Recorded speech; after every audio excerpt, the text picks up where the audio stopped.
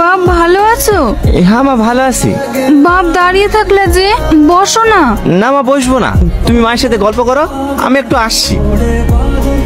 কাকা আপনার সাথে আমার কিছু কথা আছে। কি কথা বাপ? আজ সকালে আপনার ছেলের সঙ্গে যে ব্যাপারটা করেছি, এটা করা আমাদের ঠিক হয়নি, তার জন্য আমরা দুঃখিত। আপনি আমাদেরকে ক্ষমা করে দিন। এতে ক্ষমা চাওয়ার কি আছে? আমার ছেলের সঙ্গে সবাই এইরকমই ব্যবহার করে। জানো বাপ, আমার ছেলে কিন্তু আগে এরকম ছিল না।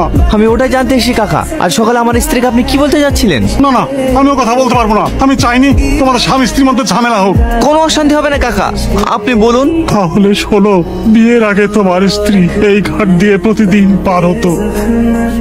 সামান এতক্ষণ আসতে পারলি, আর একটু আসতে পারছিলি? ঘোড়া দেখি ঘোড়া হস নাকি? এই তুই বকিসনি তো। চলে আসি যে, আমি তো তোমাকে নিয়ে আসতাম। কটা বাজছে দেখেছো? স্কুল যাওয়ার টাইম হয়ে যাচ্ছে না? তাই তো গো। আব্বা, আমি সালমাকে স্কুলে আসি কি? ঠিক আছে, যা, তাড়াতাড়ি আসিস। জানিস, আমার এসব দেখার কোনো ইচ্ছা নেই। আমার ইচ্ছা করে তোর এই মুখটা দেখতে।